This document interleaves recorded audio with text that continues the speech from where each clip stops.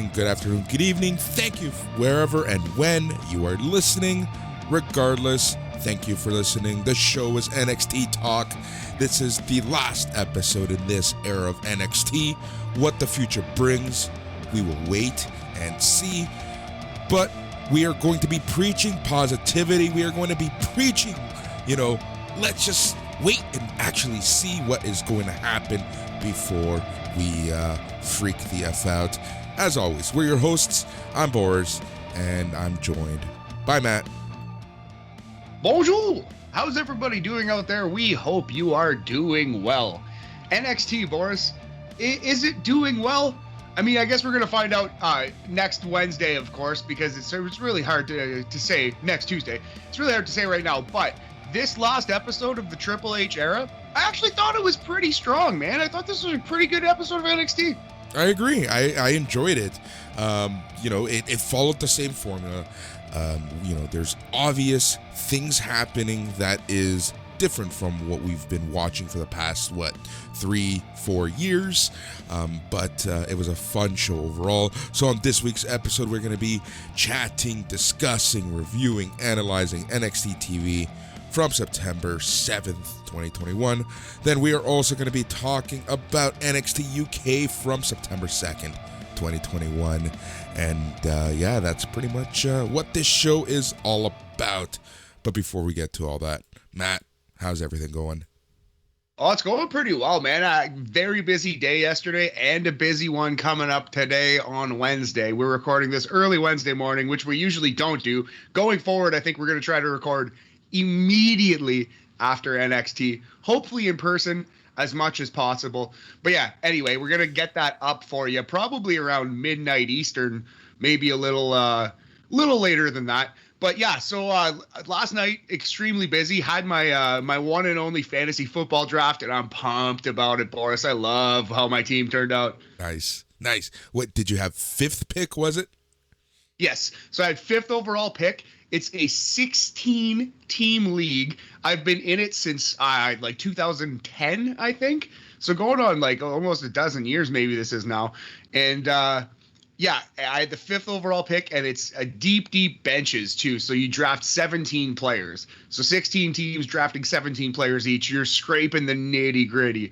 So I have a lot of high potential, high upside people. Someone's just got to hit, Boris. Much like WWE's new scouting strategy. Just going for freak athletes, buddy. Yeah, I was waiting to say the exact same thing, but no, that's really cool. We can talk a little more about that on BAM tomorrow. Dude, what else is going on? Anything fun and exciting? No, just saying, very busy with work and hanging in there, and considering getting back on that Tinder grind. Like I said, I'm kind of in the in-between zone because I have someone I'm pretty close to in Portland. We've kind of started talking very regularly again during the pandemic, but we're both single, we're not going to do a long distance relationship thing because those don't really work out. Why put needless pressure on each other, Yeah. And I don't know. I do the Tinder thing here and there, Boris, but it's just it's tough in the city, man. I have to be 100% honest with you. I have never, ever touched the online stuff. I just for some reason I can't. I've just never been able to. I don't know why. Man. I really don't know why. Yeah. Things have worked out, I guess. You're not missing much, man. Honestly, this girl from Portland, I know her because I met her when I was a man wench at medieval times serving them chickens, Boris. And she gave me your number, and she lives in the States, and we just have been talking pretty regularly ever since. But anyway, yeah, man, it's way better. It's far more effective to meet people in person and make that connection face to face. It's far more effective. Every meaningful relationship I've ever had has started that way. Exactly. Yeah. That's pretty much it, right? Even the weird situations that I put myself in sometimes. It's just, but I would rather have that than just so much unknown. My life already has enough unknowns that I don't need more sometimes. All things. That's very interesting. This is the first time I'm learning that you were a man wench. I need to hear a little more about this. Oh yeah, we can talk about my medieval times days down the road. I thought you knew that, but yes, I was a man wench at medieval times. It was a very good job in a lot of ways, fucking terrible job in a lot of ways. But I'm glad I did it, and I'm glad I no longer do it. Yeah, no, dude, that's hilarious. I remember the first time I went to medieval times here in Toronto, at least. Yeah. It was like, I want to say back in 2012, and it was for a friend's birthday, and he decided to go because it was his first birthday in Canada. There's a friend who came from the UK, Leeds to be exact, and he just wanted to do something different, so he picked medieval times for his birthday that year, and we all went. But holy boy, oh boy, did we go trashed. It was ridiculous how trashed we were, but it was a lot of fun. And when, obviously once the, very much like a wrestling show, we got fucking rowdy. It was insane. That's amazing. Yeah, the wrestling, the like medieval times show is very reminiscent of pro wrestling. Those guys are athletes, man, and they choreograph that thing. They work really hard on it. It's like the show portion is far more interesting than the restaurant portion of medieval times. Like just walking in there as a server, I would always watch the guys like warming up and stuff, and I would always watch like that. That part was really interesting to me. Watch them go through the stunts and stuff. Very cool. Isn't the food just like Swiss Chalet or something? Yeah, it's basically a low quality Swiss Chalet, but you know what? It's fine. It's a little bit underrated as a meal. Hey, I'm not saying anything bad. Yeah, it's not something to write home about, but basically it's a Swiss Chalet meal. It's exactly right. It's like a single leg dinner with all the soup you can drink and a little piece of garlic bread. Yep. Speaking of Swiss Chalet, I might be going there. A question. I know this is like the worst time to ask this question, but I'll ask. Do you know if the Swiss Chalet at our local Dufferin Mall is open? Is that still a thing? I actually have.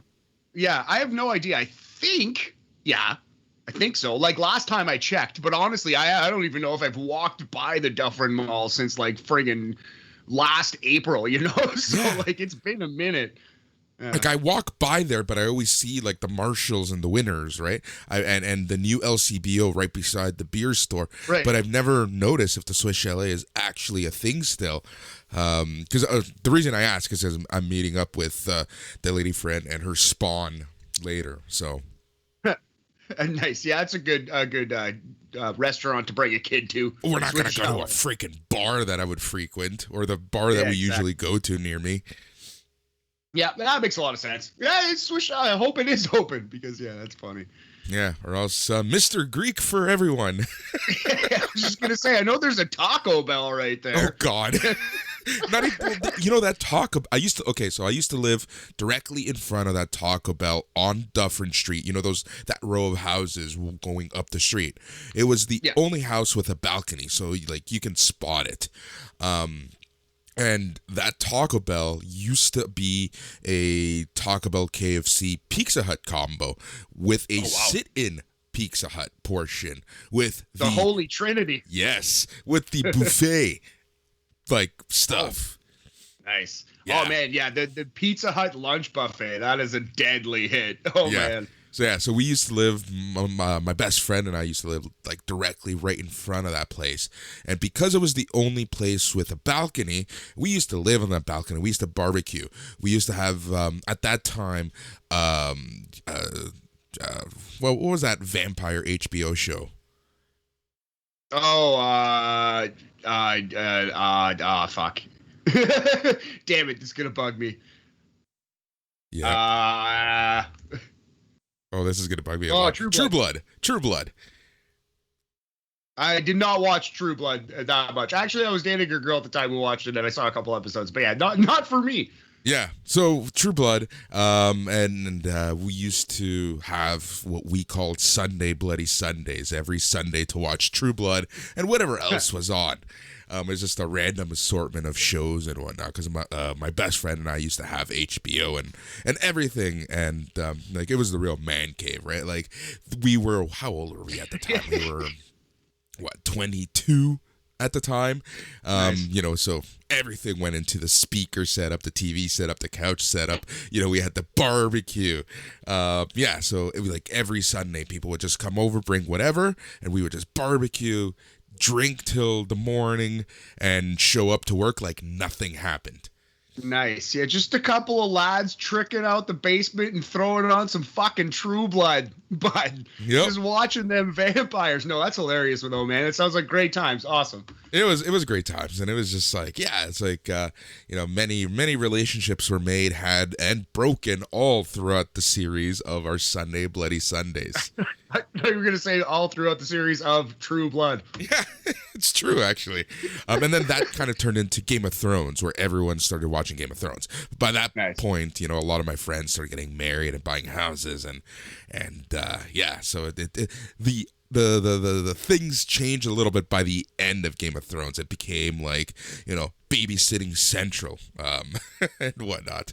Oh yeah, absolutely. Yeah, it's funny, how time progresses. Yeah, definitely. All of my friends right now are popping out kids and just got married. It's crazy. Like since the pandemic, how many of my friends have either had like multiple children or did like the we secretly got married thing. Yeah. Well, it's funny with my group of friends. It's more like, hey, we're divorced. Yippee. Oh no. The pandemic has been interesting for all of us. Yep, it really has been. But yeah, I gotta check whether the Swiss Chalet is still a thing, and I gotta make a plan if it's not, because it's like, where do you take a 9-year-old?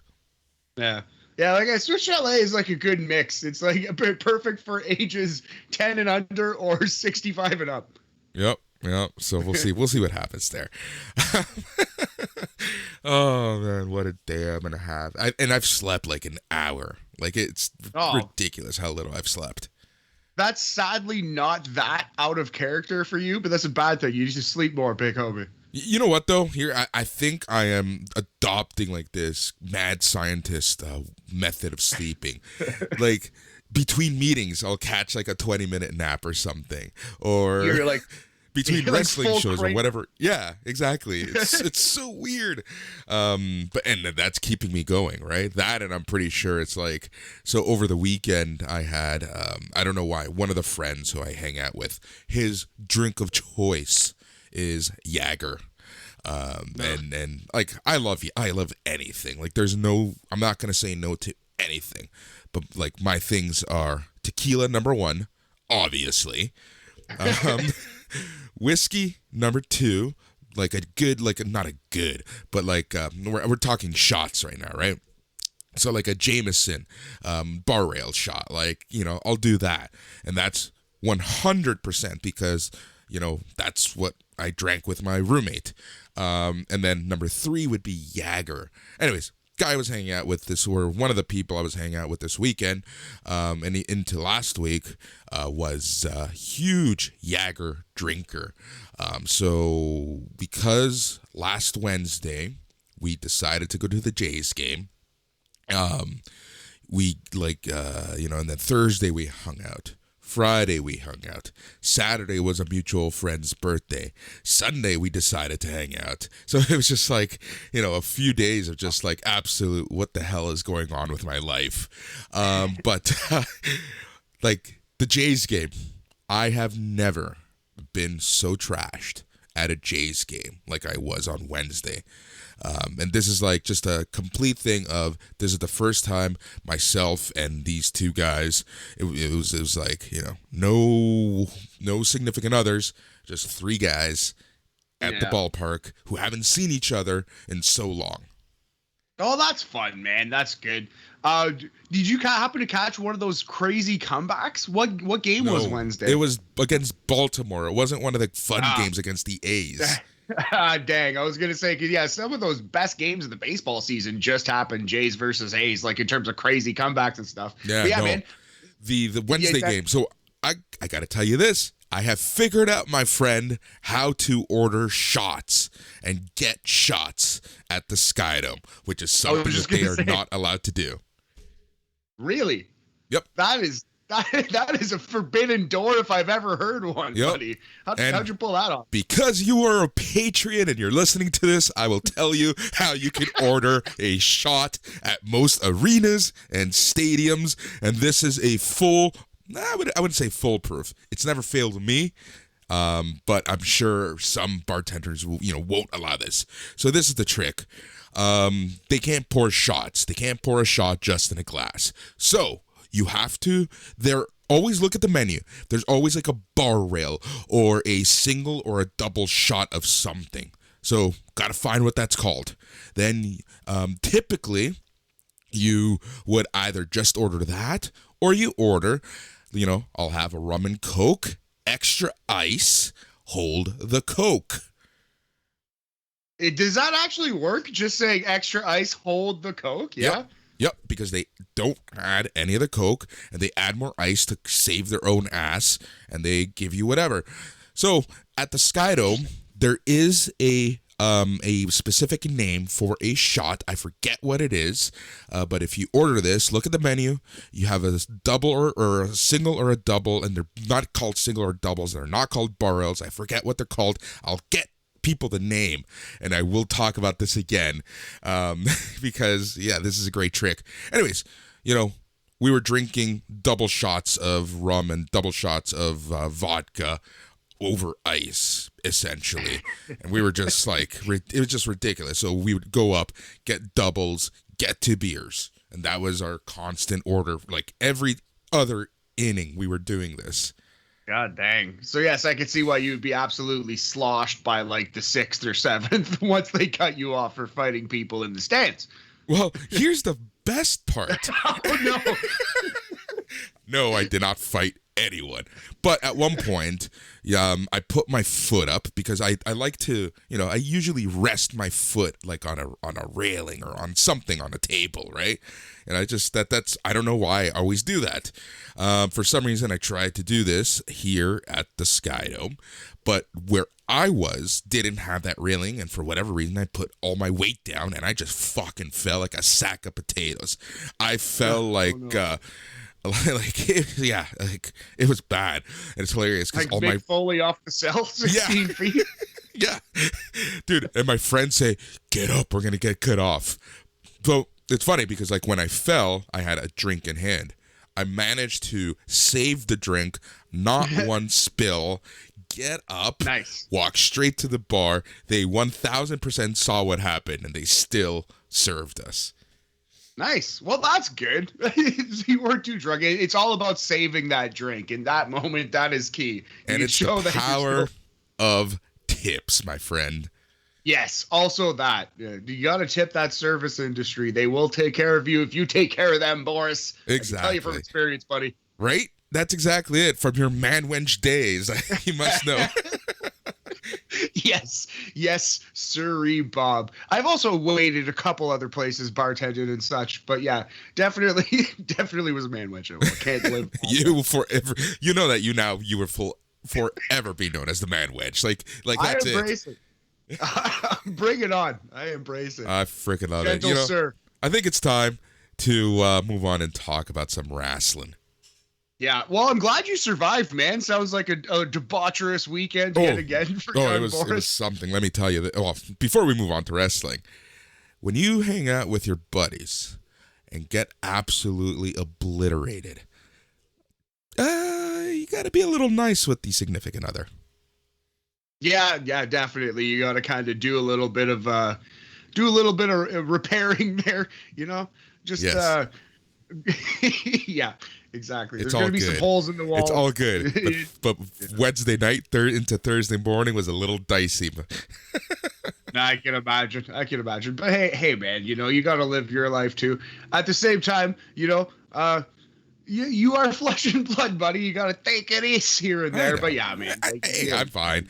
Look. I slept limits. it off. I sleep it off. You're a big believe boy. it or not. But like yeah, it's all good.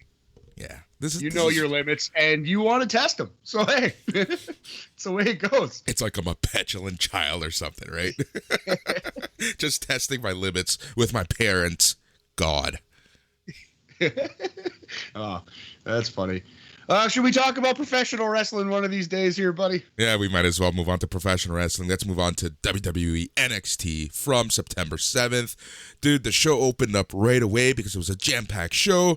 First thing that happened was Ember Moon versus your girl, Kay Lee Ray. Kaylee Ray, she is a fantastic wrestler. I'm really glad that she has come stateside. I hope she gets a chance immediately to move up. I hope they don't keep her in NXT long, and she's on that main roster really quickly. She could really help the WWE Women's division. Either show. You know what I'm glad about the most? As fun as this match was, as good and clean overall as this match was, Ember Moon did not have a microphone. It's both rude and accurate, and I agree with your shade, buddy. Yeah, she's not a great promo. She is not very good. So Ember Moon did hit a move that I both really like and wonder if it should ever happen again, because pro wrestling is fake and it's 2021 and you shouldn't be openly kicking people in the head, despite the fact that you might have a kick pad on. So she puts Kaylee Ray in a tree of woe, and she does a 360 buzzsaw kick. She just does a spin and hauls off and kicks Kaylee Ray right in the fucking head. Yep. Just booted her in the head. And yes, it's quote unquote fake, but there are very few ways to fake a kick to the head where the opponent is hanging upside down. Like, she took some off the kick and she's wearing a kick pad, but at the same time, I don't know if this was a spectacular move, but man, if she's going to do this, it should be a finish. But here's the thing also, like, the same can be said about Sarai, right? Like, and her drop kick. That's true, but it's a little different because you're seated up, you see it coming the whole way, and you have your hands there to block if need be, and if not, the whole illusion is that you have a place to go, right? Like, when you're getting that drop kick, you can lean past the ropes. That's the whole point. There's no place for Kaylee to go. I wish people could see this because as Matt is talking, he's imitating how he is leaning on the tree of woe, but standing foot up. That's funny. We got to switch. We got to get some YouTube action in here so I can act out some of these moves, Boris. That's what this podcast needs to really take it to the next level. Yep. But yeah, no, overall, this match, like I said, it was a fun match. It went a little longer than I thought it would have, and it was overall pretty good. Like, I think both women gave it their A effort. Was it an A match? Probably not, but it was a fun match. It was a clean match, and no one should really be surprised by whom won. So essentially, by the end, the last couple minutes of the match, it was all Kaylee Ray. Like, she just obliterated Ember Moon, slammed her on the corner. She did a senton atomico. Ember tried to get doing a over-the-shoulder Michinoku driver, but that did nothing to her. And then Kaylee Ray did her gory special, and Kaylee Ray won by pinfall after the KLR bomb. Yeah, so it is officially the KLR bomb, not the gory bomb. Should note that. Hey, whoa, hold on. No, you got that. No, I'm saying for myself, that was a good note by you. I should note that. All right. I've been calling it the gory bomb. All right. So thank you, friend.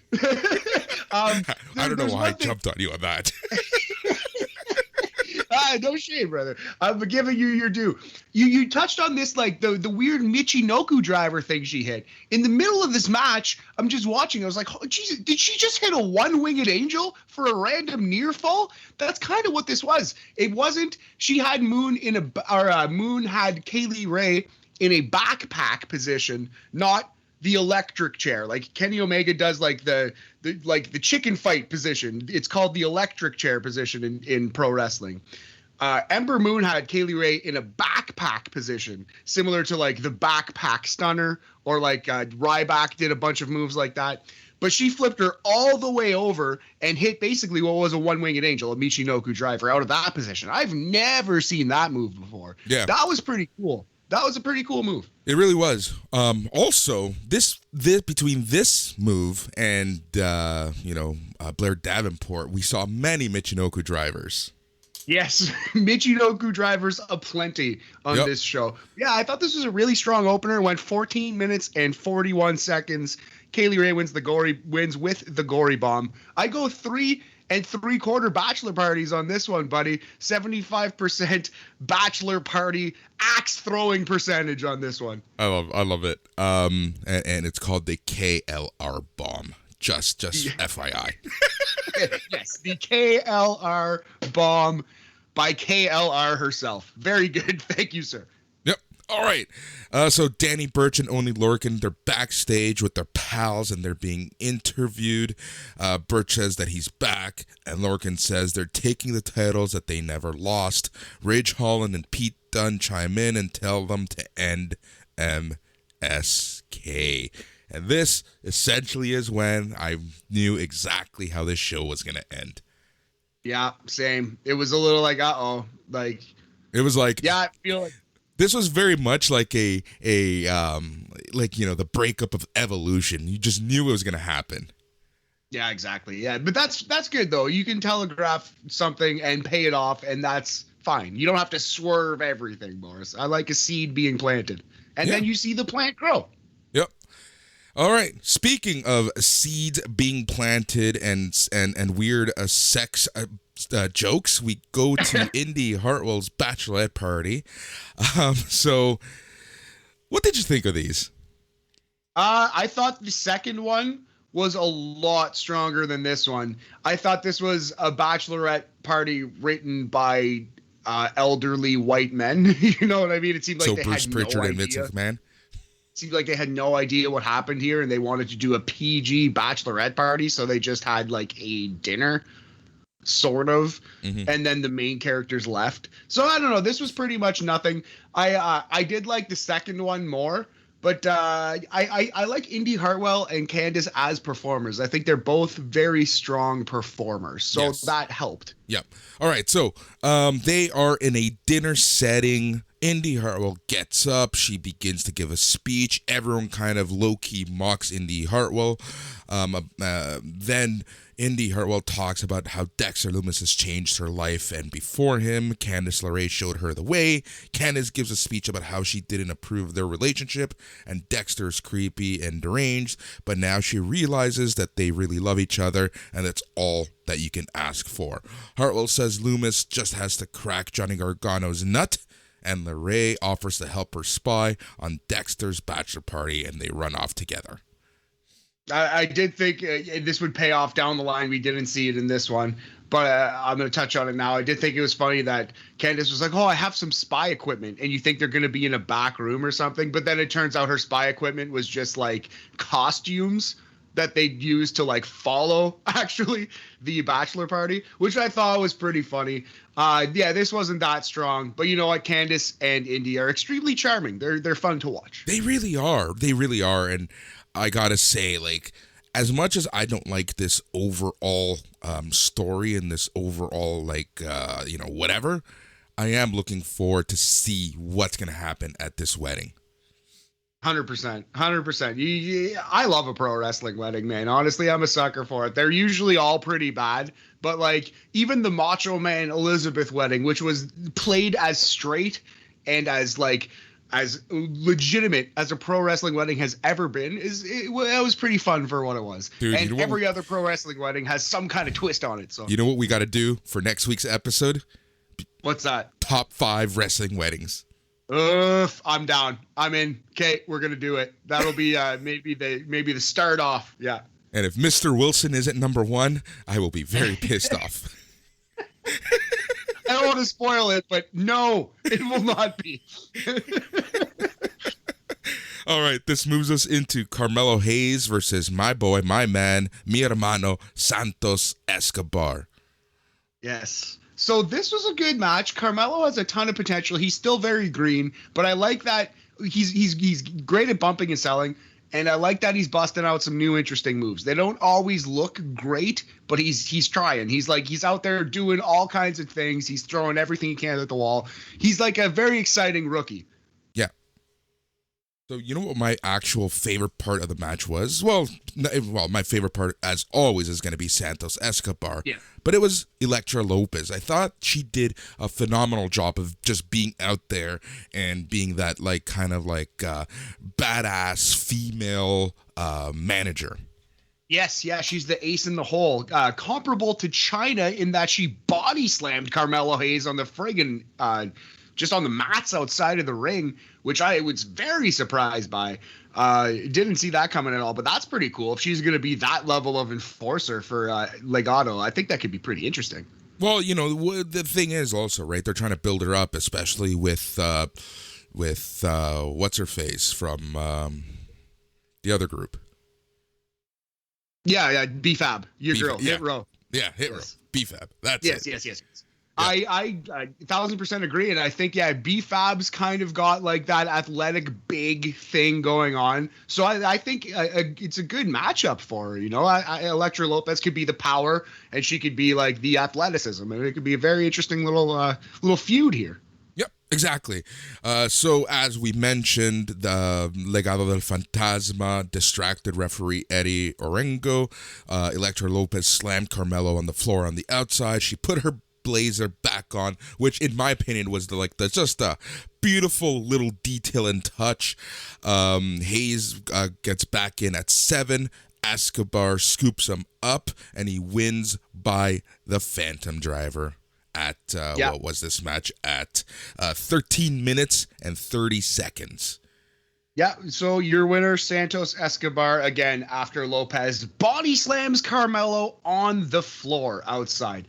I thought this was a pretty good match, man. I not quite as good as the opener, but I would definitely give it a B. I thought it was very solid. I liked, like I was saying, Carmelo Hayes trying some new moves. He did a thing where he started a vertical suplex and turned it into a twist of fate. Yes. Almost. Like halfway up the vertical suplex, it just became a twist of fate. I thought that was a pretty interesting move. Needs a little work, but I like it. I like the idea a lot. So yeah, good match. We're going to go 3.5 bachelor parties out of 5, 70% laser tag percentage, Boris. Oh, man. I just love the amount of times that I laugh after the rating just because I have no idea what you're going to say. All right. So we see Casey Catanzaro and Kane Carter warming up backstage. We get a WWE.com video from last weekend where Malcolm Bivens introduces the Creed brothers as the newest members of the Diamond Mine. Yeah, baby. I was not very excited for this. Like, I did not that I wasn't. I like a good squash, but man, they showed up. This was good. Here's the thing. If this is any indication of what we're in for, sure, let's do it. I don't know how you're going to fill a 2-hour show, but sure, let's do it. Yeah, man. Well, if they keep this formula, it's pretty clear. They're going to do a couple good matches, bookending the show, and then a bunch of squashes and weird stuff in the middle. And if the squashes are this good and they seem to be like this talented, these two wrestlers, hey, NXT might be in good shape. Yeah, we'll see. All right, back from commercial. Uncle William Regal has an announcement to make. He says Samoa Joe is a fighting champion, so Tommaso Ciampa, Kyle O'Reilly, LA Knight, and Pete Dunne will compete in a 4-way number 1 contenders match for the NXT Championship next week. Yeah. Classic Triple H move, classic NXT move, big multi-man schmoz when you need to pop a rating, Boris. Yep. You know what? Here's my thing. Let's have all the multi-man matches for the number 1 contenders match. I never want to see a multi-man match for the actual belt again. I'm okay with that. I'm okay with that compromise. I agree. Do you think that Pete Dunne eats this fall and shows up in AEW for Full Gear? No. Fair enough. No. And the reason for that is here's my thing. If he was on his way out, then he would have been part of the ass kicking at the end of the show. Interesting. And Ridge Holland just lays everyone in his group out and stands tall. Yep. That actually would have been pretty cool. I have never seen that before in wrestling. One man in a group just like lays out the entire rest of his faction and stands tall. Seth Rollins beats up 3-4 guys. That's different. That's not like, I mean, like not with weapons and just with pure badassery. Yeah. Not as a heel turn, but almost as a babyface turn. Yeah. But you're right. No. Great shout. Yeah, but that's the thing. Like, I feel like they're aligning Ridge Holland and Pete Dunne for a little while longer. So who knows? I really don't know. We should talk about that next week when we have a little more time to chat about stuff. All right, so 100%. Boris, wait, before you go, I need a refill of my coffee for this one because I thought this was brilliant. I'm going to get into this one here. All right, we took a quick break. Matt got coffee. Boris got cookies, not a euphemism. So we're going to move on, and we're going to talk about the next match, which is Chucky Viola and Paxton Averill versus the Creed brothers from Diamond Mine, Brutus and Julius Creed. So we got both sides. We got both sides of the squash match coin on this show, Boris. We got an amazing, great squash and an absolutely terrible and laughable squash. And you know, it's not exactly a science. It's pretty simple. Just put in two cool guys, or three, or four, or five, or one. Put in a cool wrestler and have them do cool things against a shitbag wrestler. It will always work until the end of time. It got Ryback to the point where he was a legitimate main event world champion level wrestler. And Ryback sucks and is terrible at everything. Anyway, Julius and Brutus Creed versus Chucky Viola and Paxton Averill. This match was great. Full stop great. If you can say that I'm grading on the squash match scale, I would go no lower than 4 out of 5 for this one. 4 Goldberg versus La Parkas out of 5. It's an 80% Goldberg versus La Parka percentage. Julius and Brutus Creed looking like the new Steiner brothers right now. If you do this every week, Boris, it won't be great forever. They need to throw some new moves in. They need to eventually, obviously, wrestle real opponents. But for this first appearance, inarguably great. A great showing by Julius and Brutus Creed, beating the ever-loving shit out of Chucky Viola and Paxton Averill. Buddy, what do you think? You can send all feedback to show@NXTTLKpodcast.com. That's show@NXTTLKpodcast.com. You know what, though? I agree with you. I really enjoyed this. This is really well done. This was really smart? What's the word? Intelligently done. You know, if this is the first time that you're going to introduce someone and two people who, especially in a group like Diamond Mine, who should be getting these types of wins from time to time, this is so well done. This was the Road Warriors. This was the Steiner brothers. This was Goldberg, man. They ate these guys' lunch, and it was exactly what it needed to be. And now not only are these two guys instantly a threat in NXT, instantly an interesting act, but Diamond Mine has more juice than it's ever had. After this 2-minute segment, Diamond Mine looks better than it's ever looked. So This was a humongous win. Humongous W. Yep. Honestly, I cannot agree with you more. 100% agree with you. But for those people who don't agree, you can send all feedback to show@NXTTLKpodcast.com. Yes, sir. And following that great 4-star squash, we got an Ember Moon promo. She's going heel, Boris. It seems like she's turning heel on her.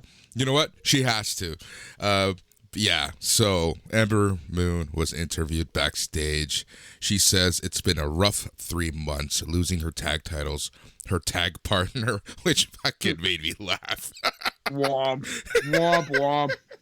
Poor girl. Tough beat for Ember Moon. Yep. And every match in between. She's tired. She knows this happens to everybody, but it took Kaylee Ray to wake her up, and she doesn't want to feel like this anymore.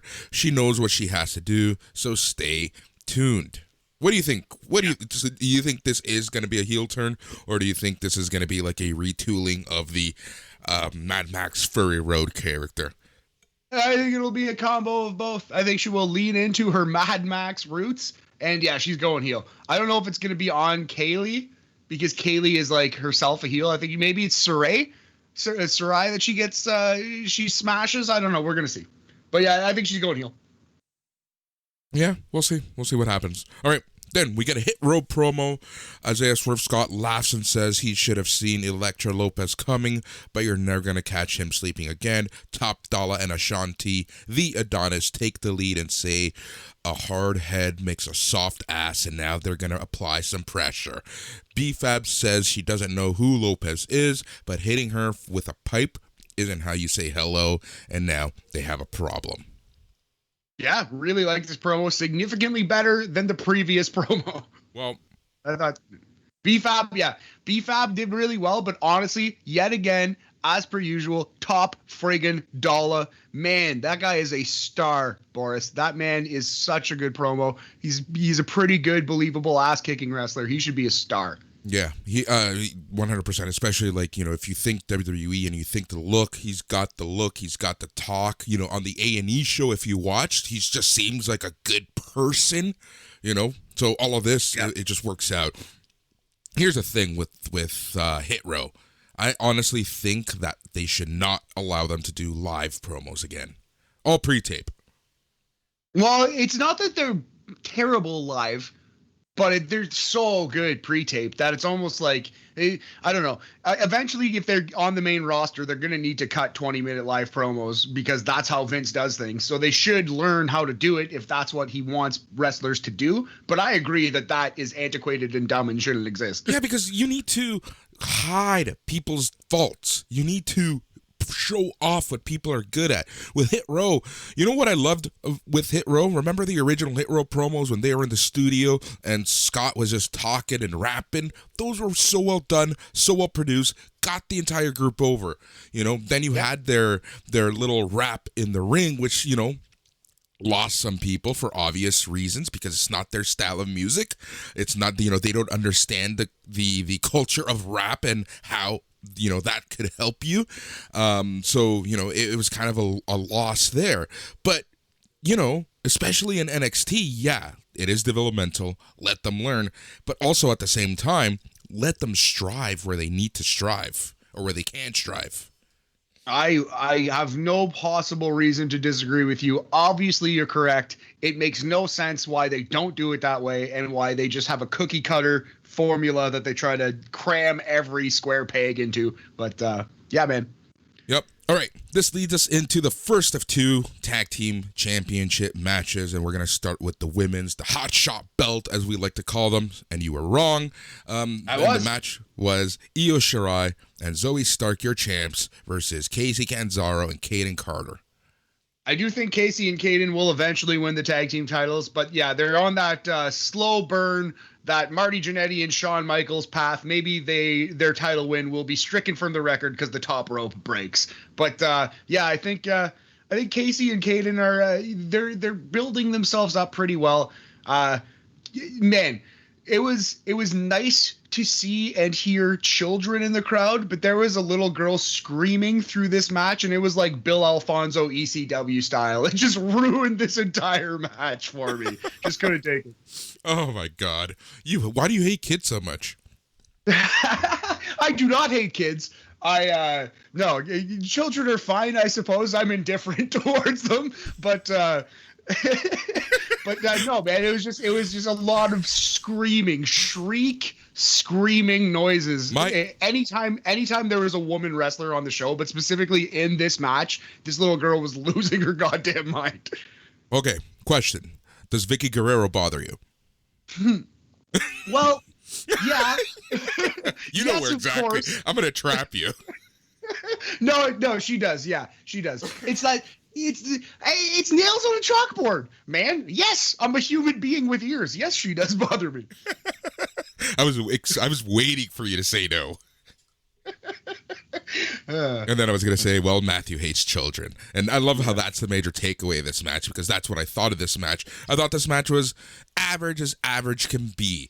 Casey Canzaro, Kaden Carter, their TikTok gimmick really bothers me. But as wrestlers, they know what they're doing well enough.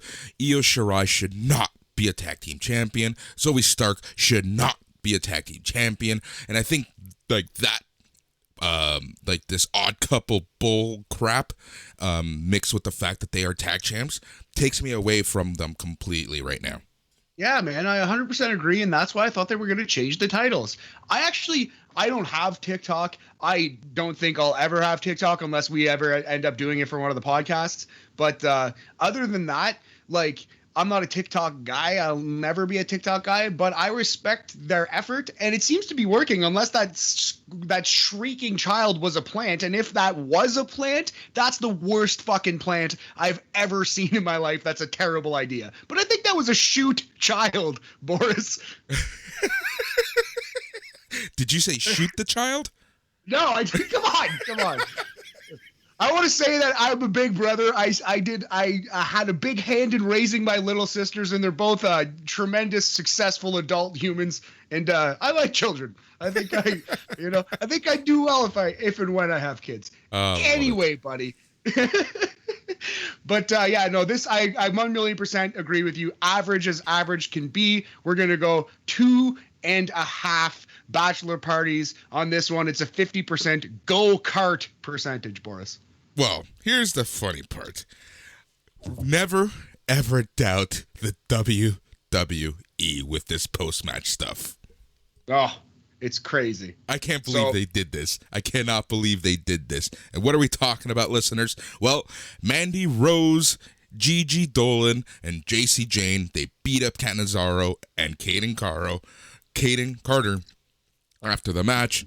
But the highlight or low light was the fact that after the face shot from Sarai last week, Mandy Rose is now wearing a mask. It's as though they think, and perhaps they are correct on this, that the only reason Mandy Rose is popular at all is because she's so physically striking. She's so beautiful. And they're like, let's see if she can get over without her face. So they put they put the Sheamus mask on her. She's Sheamus now. Mandy Rose is Sheamus. Yep. What? Yep. Mandy Rose is Sheamus. Man. It's just like, or you could do all these things and try to test this performer and send Mandy Rose back down to development, or you could just use the most beautiful woman on the roster to be that. You could just make money off her because she's a star, Like, I just don't understand.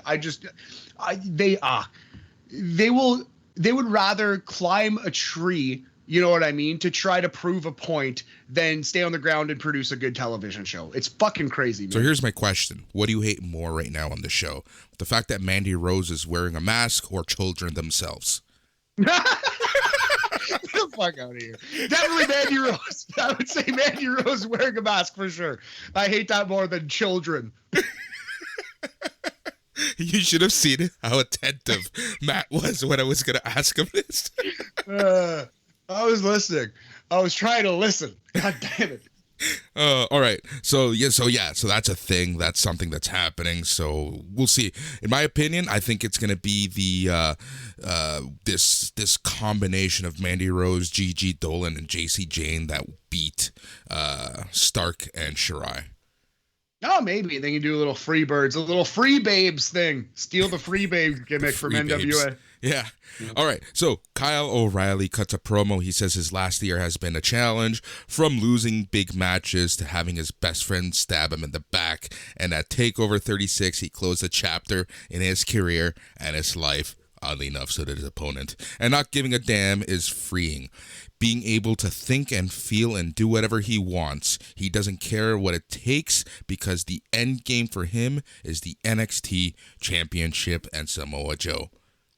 Yeah, decent promo, but it did make me think, oh man, he's probably not ever winning this title because it was a very good promo. God bless Kyle O'Reilly. I don't know where he goes from here, man. It also made me think that they clearly recorded this not knowing what Adam Cole was going to do. Yeah, that's a good point too. Clearly, very much so. I agree with that. I think probably Kyle's long-term destiny is as the Cruiserweight champion, and hopefully Cruiserweights get treated more seriously, which is, I mean, we've literally, Boris, been saying that since the mid-90s. So yeah, exactly. All right, so it's time. It is time. It is time. It is time. All right, question. No children involved in this. Randy Savage or Dexter Lumis? Which bachelor party did you like more? Oh God, I hate to say it. Which did I like more? Like, which did I enjoy watching and think was better? Where were you more sports entertained? Oh man, I can't believe these words are about to come out of my mouth, Boris. I can't believe you're making me say this. Dexter Lumis. Dexter Lumis over Randy Savage. I now need a shower. You can send all feedback to show at NXT TLK podcast.com. No, man. First of all, we watched that Macho Man Bachelor Party, and that was just insane and terrible. And Gene Okerlund was acting drunk, and the Bushwhackers were eating novelty subs full of sardines. It was just bad. It was bad television. This was pretty bad television, too. But you know what? Dexter Lumis is so cheesy. Cameron Grimes is so funny. Odyssey Jones has a little personality. Johnny Gargano has a little personality. We got some more Candice and Indy. God bless him. I actually like this. This was good cheese in wrestling. Look, this is the amount of fromage that I can deal with. This is a good Limburger, this is a good blue cheese. After the Bachelor Party, I was so worried about this. So Cameron Grimes passes some cash out as everybody gets to the limousine. Johnny Gargano is like, who's paying for the wedding? Who's paying for this Bachelor Party? Who's paying for this limousine? And of course, it was Cameron Grimes. Cameron Grimes hands some money to Lumis, and he shakes his hand, has a truce with Lumens. They all go go-karting, including the dead referee that we've been seeing since Halloween Havoc. Then they went axe throwing, which of course Dexter Lumis has some experience with, and he shows Johnny Gargano the way to get him a thumbs up. Yeah, that was pretty cute. I thought that was fun. Man, yeah, the facials by Dexter Lumis in this, they were just next gold. Level. They honestly, depending on what happens next week, Dexter Lumis might have a new fan. Yeah, definitely. We're going to see. But yeah, there was one, continue. Yeah. So Grimes bets Odyssey Jones $10,000 that he can't send Drake Maverick, but I love how he called him Rockstar, to the moon in a bouncy room. Jones absolutely bounces him into oblivion. They were in laser tag, and I legitimately laughed out loud during this laser tag segment. So as Johnny Gargano is running around shooting the other team, Lumis is actually choking out and punching everyone before Gargano shows up. He even chloroforms a guy as Johnny Gargano shoots him. So obviously, Team Gargano, Team Way, Team Lumis, they win. And then Gargano high-fives Lumis as we get a montage of the good time that they had together. Also, throughout this Bachelor Party, Candice and Indy are snooping. They come rushing out of the shadows to celebrate the momentous win of Team Johnny. And then Johnny admits they're on the same page, and they smile, and they finally crack Dexter's grimace. Now, what was interesting here was that final shot of Dexter's face. Was he happy that he won over Johnny, or does he have something planned for Johnny? Very interesting, Boris. I think they gotta turn him heel at this wedding. That's gotta be the way that they play this thing. But yeah, man, this picked up steam. I was like chuckling a few times, like you doing those doing those slow exhales. And then by the time, like you said, they hit laser tag, I laughed out loud twice. The first time I laughed out loud was when you first see Dexter and the opposing player meet eyes. They just lock eyes, and then Dexter just uppercuts him. Yeah. I just didn't see it coming, and I laughed out loud. I thought it was really funny. And then during the montage, during like the Gargano Dexter memories, leave the memories alone, I actually laughed pretty hard during that as well. So this was good, man. This was good pro wrestling comedy. Yep. And then from the good, we go to a Tian Sha video package with Boa saying it's time. We go to break. I can't imagine Tian Sha, Mei Ying, Boa. Xia Li, I could imagine because she is a legitimate awesome athlete and great wrestler. But I couldn't imagine anyone else in this group actually drawing in Chinese fans. Wouldn't it be offensive to them? Wouldn't it be offensive to Asian people, clearly? Yeah.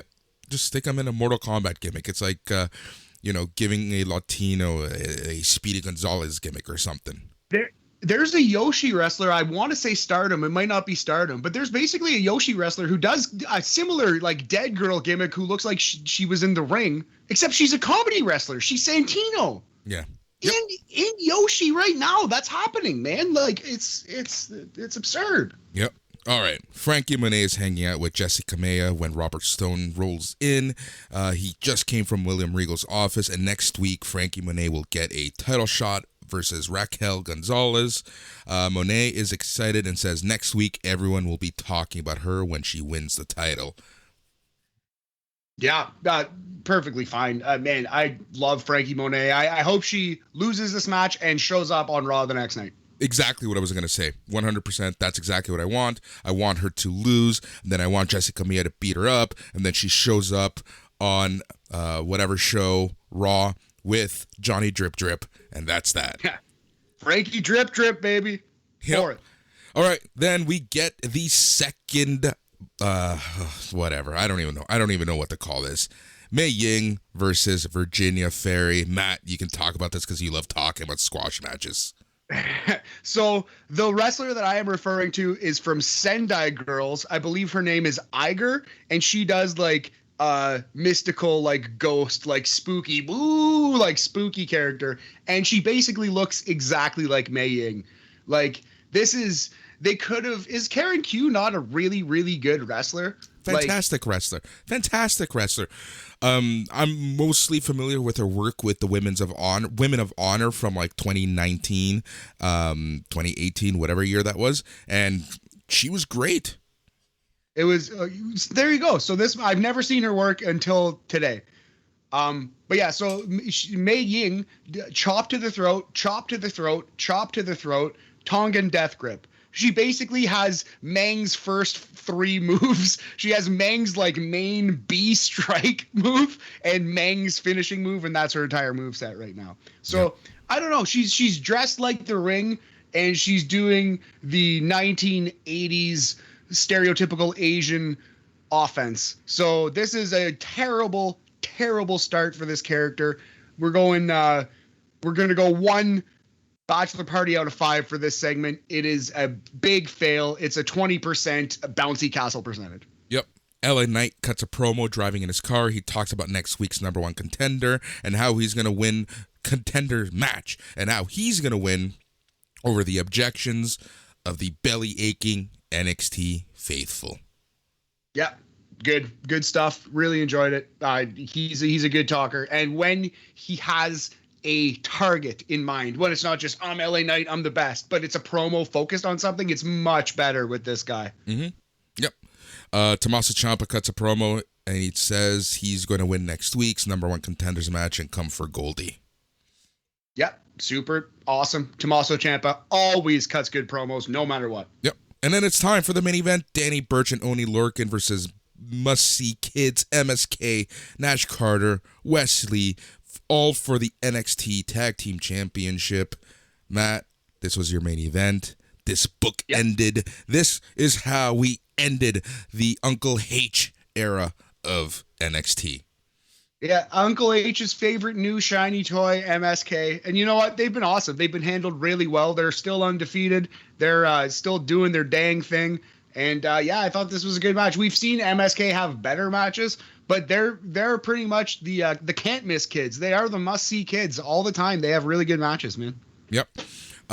This match was perfectly fine. Like, if you've seen one MSK match, you've seen them all, and that's the one unfortunate thing about this match. But at the same time, it's not really a bad thing because it was, I was thoroughly sports entertained through the match. Yeah. Danny Burch and Oney Lorcan, man. I fear for these guys. I really do fear for these guys. But at least they have one program to get through before something happens. Danny specifically, although he could go into that coaching role, Oney I don't think is going to be ready to quit wrestling. And I think Oney is looking to become Biff Busick on the indies again, perhaps sooner than later. If they're not going to do this group, if he's not going to be part of a tag team, going to be tough for young Oney. But Oney Lorcan fucking rules. He will land on his feet if he gets released for sure. Yep. So Lorcan with the charging elbow, Carter hip tosses him right into the turnbuckle.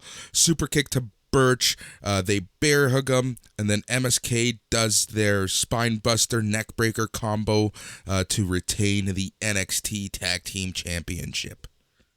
12 minutes, 22 seconds with the Heart Attack 180 blockbuster thingamajigger. And I thought it was a pretty good match. We're going to go, you couldn't rate it any lower than a B, in my opinion. I don't see any reason to. So I'm going to go 3.5 bachelor parties out of 5 for a 70% montage percentage on this one, Boris. It did the dang thing. Perfectly fine main event. And bring on the rainbow color scheme, Boris. I'm ready for it. Yep. So post-match, Pete Dunne, Ridge Holland slide back into the ring, and they stare MSK down. And then Pete Dunne turns to Ridge, gives him a nod, and Ridge Holland headbutts Danny Burch. Dunne lays Oney Lorcan out with a kick, and that is the show. I don't like Pete Dunne's petulant shrug, like his I don't give a fuck about anything shrug. You've seen it. If you've seen Pete Dunne perform in the last 3 months, you've seen it 5 times per show. I don't like it at all. Maybe that's how he thinks about his tenure now.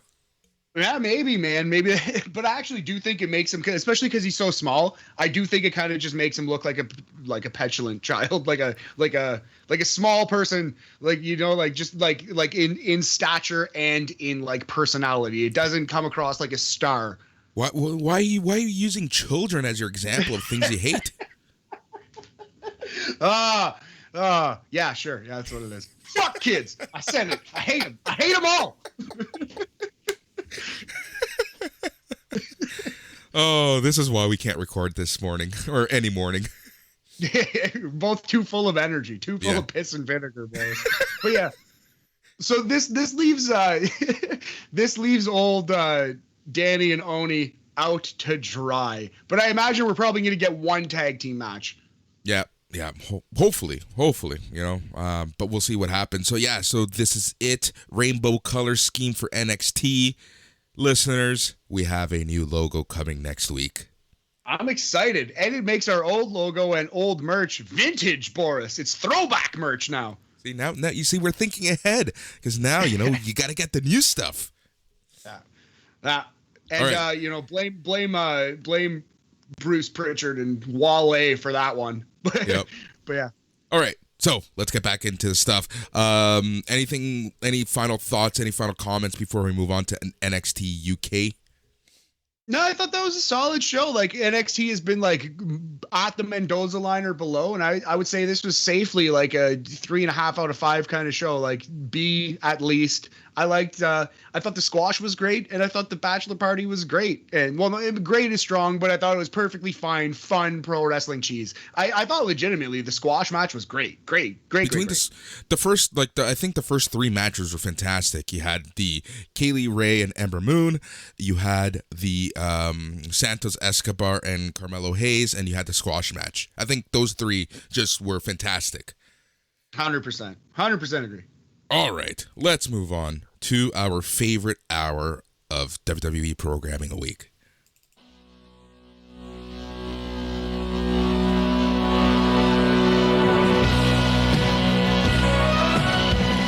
All right, it is time to talk NXT UK. As we always say, it's a show from WWE that I look forward to the most.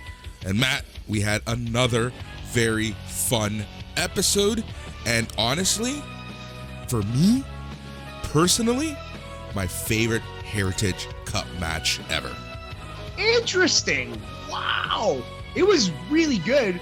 I didn't see that. We're gonna have to talk about that, buddy. That's huge praise. It was really good though. But man, I agree. I was really impressed with the show. Even something that doesn't have huge matches on paper will always deliver. NXT UK, the most reliable, the best hour of WWE TV for sure, buddy. Yep, exactly. All right, so the show kicks off with Blair Davenport versus Nina Samuels.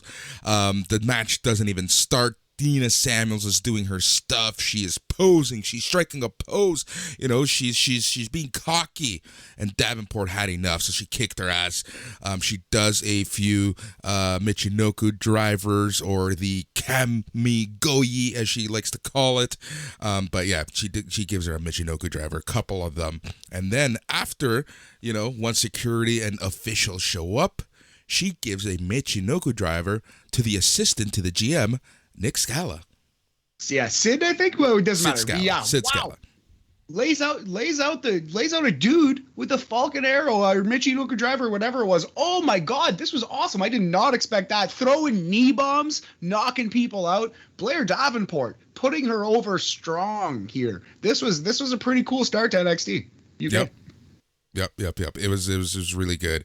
I've thoroughly enjoyed this. How many crumpets would you give this? I know it wasn't a match, but Oh, well, I guess if we're gonna rate it, I'm gonna go as high as like 3.5. It was at least a B. You know, I wouldn't call it like, it was really good. It was awesome. Like, Blair Davenport is a serious threat in WWE NXT UK. She is a future women's champion here on this brand for sure.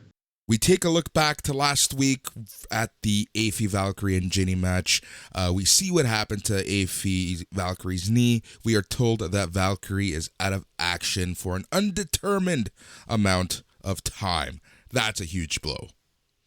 Yeah, that sucks. I did like the promo here where Ginny was basically like, hey, you won the battle, but I won the war because I'm still standing and you're out of action. So yep. I like that idea, but it does mean this feud must continue, Boris. Has to. Yep, because Ginny then has a promo. She says that no bird soars so high if they soar with their own wings unless someone clips them, and I freaking loves that. And then she says, to be the best you must be able to handle the worst, and that is what I did. You may have won the match, but the woman standing tall as me, I said you would not stand and you would not survive. Everyone has seen the fall of Aoife Valkyrie at the hands of Ginny. I honestly love this promo.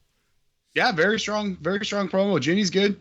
She's really good, and I really like that match too. That was a great match. So yep. All right, we're back with Symbiosis. T-Bone mentions the six-man tag match for next week with Symbiosis against Saxon Huxley and two partners of his choice. Primate says you are not the most popular. Eddie says Saxon may have been beaten him, but a broken clock is right twice a day. Symbiosis is greater than the sum of its parts. Better luck next time. Yeah, perfectly fine promo. Nothing wrong with it. Yeah, I like these guys. The promo style of NXT UK makes a mediocre or decent promo feel a little better than it is. It just feels a little more realistic, a little more, I don't know exactly what the word is. Just entertaining in a different way. Less typical, less formulaic. I'm a fan of the production of them, right? Like, it's very atypical of like, hey, they use the TMZ camera a lot. I know we say this all the time, but I just like the production value of these promos. Anyways, this leads us to actual match one, which was a tag team match.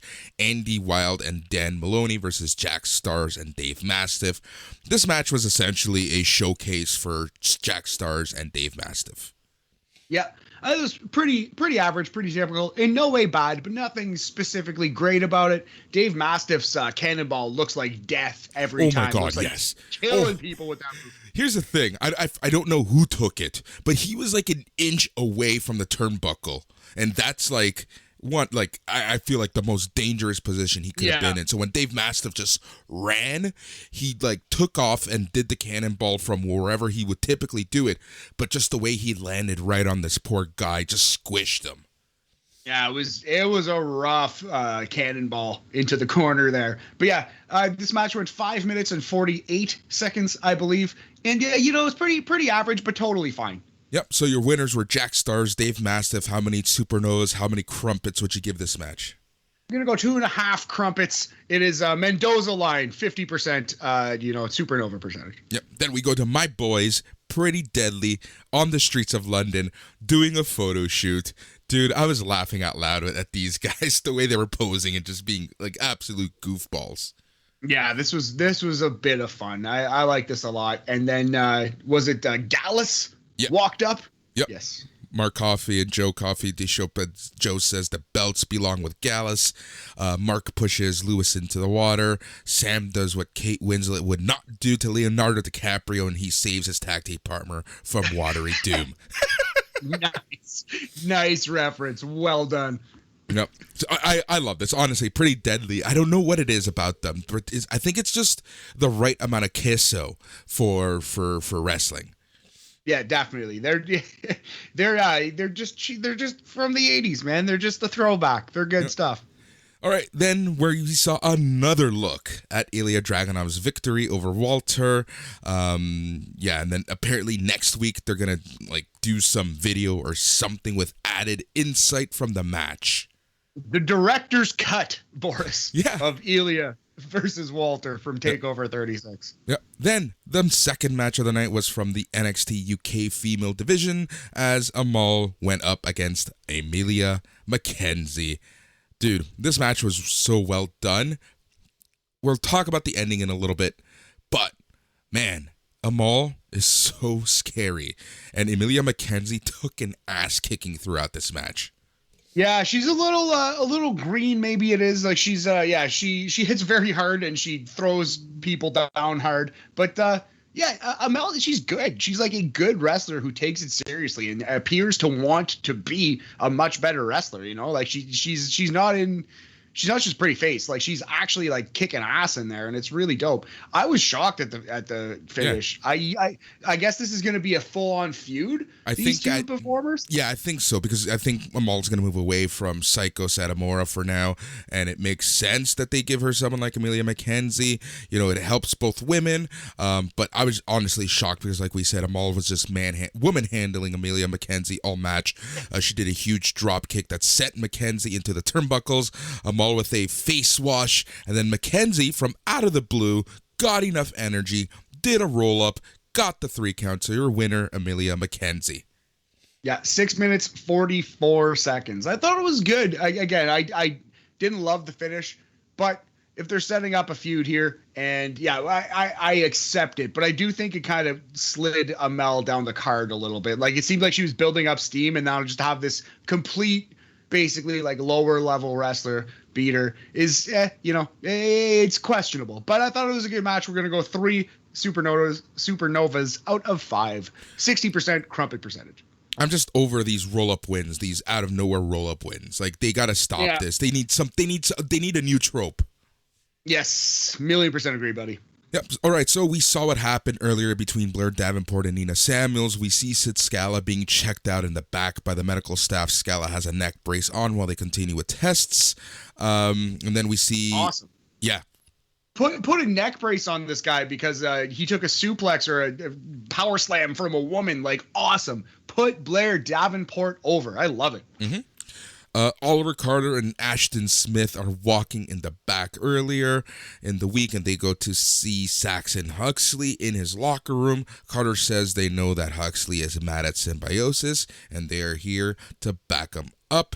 Huxley says you can count on Saxon. Smith says he is in, and there you go. It looks like Saxon Huxley / the Berserker / Bruiser Brody is ready. Awesome. I am for it. This was pretty good. Recruiting the boys. Yep, I like this. All right, so we see comments from Sam, Gradwell, and Wolfgang about their Heritage Cup tournament match. Gradwell says nobody embodies heritage, honor, and prestige like him. Someone who knows nothing about that is Wolfgang. Wolfgang says he has asked for a rematch against Gradwell after what he did to him, and now he gets his chance at the tournament. Gradwell says the last time they wrestled, Wolfgang broke his ribs. So essentially Wolfgang says he's going to break Sam this time. That's going to be an awesome, hossy, hard-hitting match, and I'm pretty sure Wolfgang's going to win. Yeah. All right. Here we go.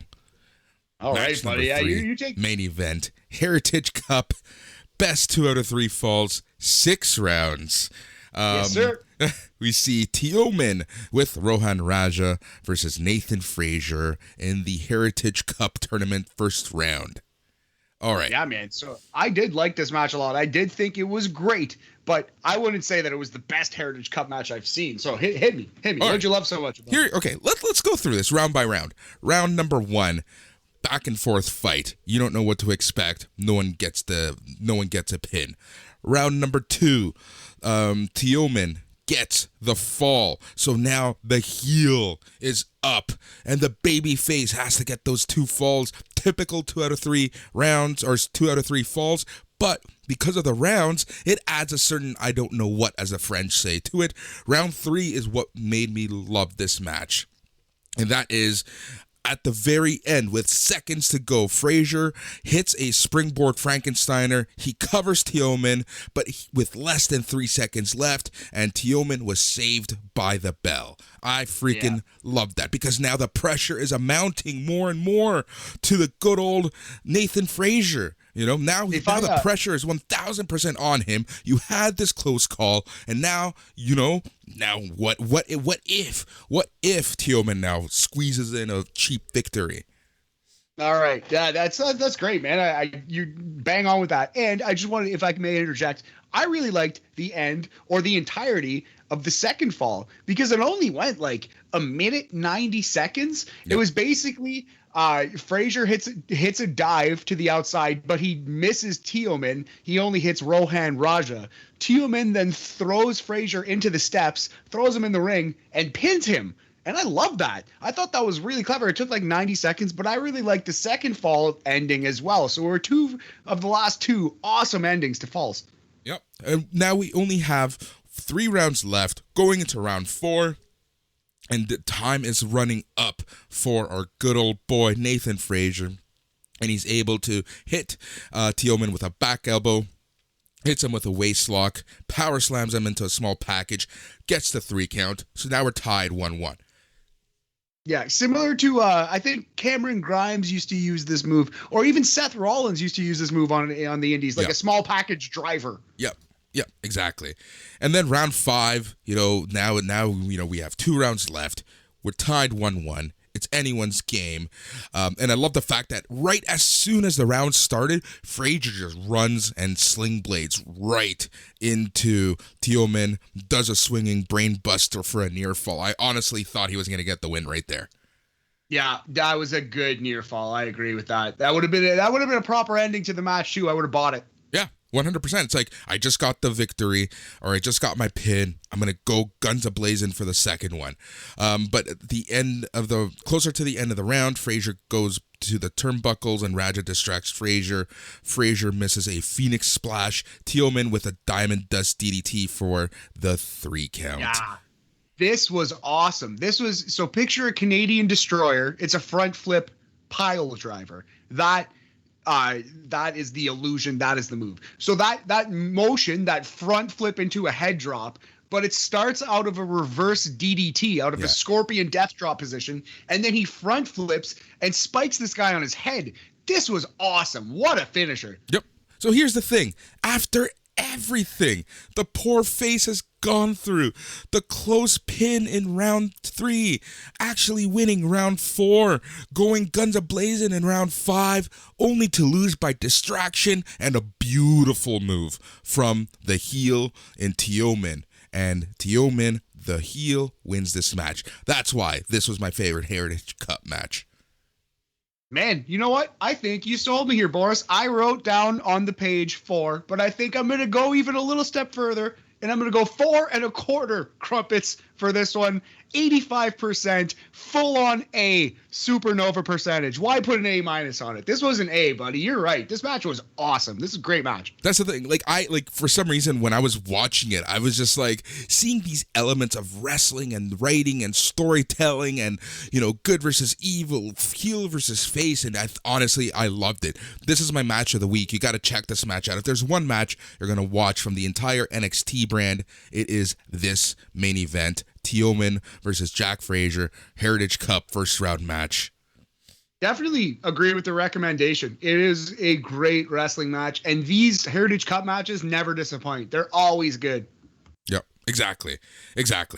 So yeah, another fantastic episode of NXT UK. What do we have next week? So on NXT regular TV, we have the wedding of Index. We have the NXT women's title up for grabs as Frankie Monet goes up against my girl, Raquel Gonzalez. And then we have the number 1 contenders NXT match as Kyle O'Reilly goes up against La Knight, goes up against Pete Dunne, goes up against Tommaso Ciampa. And then on, what do we have for NXT UK? We have, what do we got? I have it. We got we got the director's cut. Walter versus Ilya Dragunov from TakeOver 36. A special replay of that match with commentary from various parties. We also have the Heritage Cup number 1 Contender Tournament. Round 1 will come to a close, I believe, with Wolfgang wrestling Sam Gradwell. And we have that 6-man tag, which is Symbiosis, Eddie Dennis, T-Bone, and Primate versus Saxon Huxley, Oliver Carter, and Ashton Smith, Boris. Yep. It's gonna be a fun week. It's gonna be a fun week. And again, I love the fact that by the time we actually talk about this, like we have like a day and a half to wait for the next episode. Yeah, it's dope, man. We're in a nice because I haven't been working on Thursday, so we're in a nice groove. I really like record, bam, post it, and then watch some NXT UK. It's pretty good on Thursdays. But yeah, so bam coming up. We're gonna be talking a little All Out. We're going to be talking ROH, as always, and we're going to be talking the first ever episode of WWF Superstars, Boris, from September of 1986. It is a trip. Superstar Billy Graham is out there with tarantulas all over him. Yep. I watched that about 4 a.m. today, so yeah, I have opinions on that. I cannot wait for that one, man. But yeah, I got to hop in the shower and get my arse to work here. So nice talking to you, buddy. And yeah, let's do it again soon. Love it. I love it. So as always, you can go to ballergear.ca for all our merch, listen to all the shows. You have Midweek Market already out. You have our show that you're listening to tomorrow. You have BAM. Then on Friday, you have the Old Fucks All Elite Weekly. Saturday, you have not one but 2 shows. The Smack Daddies reviewing SmackDown. And you also have the Old Fucks Back at It reviewing Rampage. As always, he's Matt. I'm Boris. It's NXT Talk. Rebrand next week. Uncle H, thank you for the memories. Good night.